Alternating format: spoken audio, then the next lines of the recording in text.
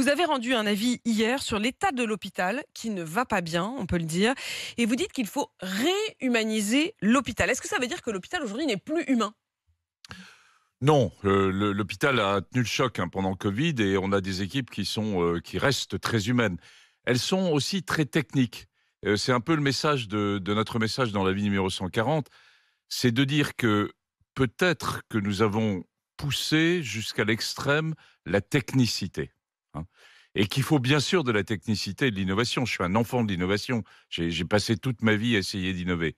Mais inversement, l'innovation ne suffit pas. Regardez par exemple dans le Covid, les US qui ont énormément innové, qui ont trouvé les médicaments, qui ont trouvé dans une certaine mesure les vaccins, c'est là où la perte de durée de vie, est beaucoup plus importante parmi l'ensemble des démocraties Parce occidentales. qu'on a désormais les Parce que chiffres avec le recul l'accès aux soins pour les sur Afro-Américains, l'espérance de vie. Je donne juste le oui, contexte dans lequel vous pouvez affirmer cela, c'est-à-dire qu'en effet, sur la perte d'espérance de vie, quand on se tourne vers cette période, on voit que les États-Unis ont perdu presque un an d'espérance de vie. plus qu'un an, plus qu'un an. Plus aujourd'hui. Ils ont perdu 2,6 années, alors que par exemple la France a perdu 0,3 années.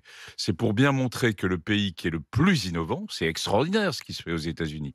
Eh bien, On a l'innovation presque ne oublié suffit pas. l'humanité. Que l'accès aux soins et donc que l'humanité dans le soin est un élément totalement essentiel. Est-ce que les Français doivent aller moins à l'hôpital ou différemment à l'hôpital? Est-ce que ceux qui les accueillent sont en mesure de les accueillir? Non, l'idée que on a depuis que plusieurs années donc quantifié, et donc dans la machine entre guillemets économique que représente l'hôpital, on quantifie les gestes techniques. On C'est quoi un quantifie geste technique? beaucoup moins bien le temps d'humanité, c'est-à-dire le temps passé, c'est-à-dire le temps pour une infirmière, pour une aide-soignante, y compris aussi pour un médecin, eh bien de discuter avec les patients. Il y a une phrase qui revient dans notre avis, c'est que le temps des soignants est de plus en plus éloigné du temps des patients. Mais Les parce temps ne se croisent plus. Parce qu'ils sont trop peu nombreux? Parce que alors, Parce qu'ils ont il y des a agendas de fous? il y a plusieurs choses, D'abord il faut voir que cette crise de l'hôpital, elle n'est pas seulement française, elle est internationale. Tous les grands pays européens ont exactement le même problème.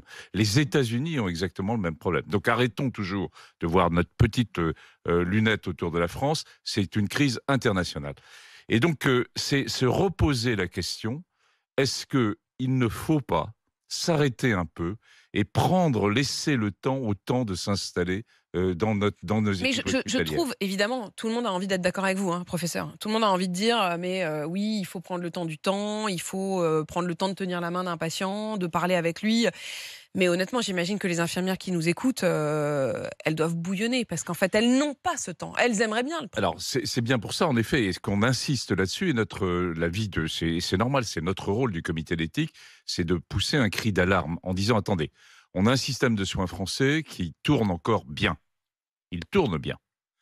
Il est en crise parce qu'il y a maintenant un certain nombre de désaffections des soignants qui souhaitent aller faire autre chose. Pourquoi? Parce qu'ils sont dans un questionnement sur leurs valeurs. Nous soignons pour qui? Pourquoi? Est-ce qu'on est là uniquement avec des gestes techniques? Est-ce que prendre le temps de discuter avec le patient est aussi essentiel? Donc on veut redresser la barre. La réponse finalement par rapport à la crise hospitalière, elle va prendre du temps. Il n'y a pas de solution miracle. Le ministre actuel, qui est très volontaire pour essayer de résoudre cette question, François il Braun. va mettre du temps.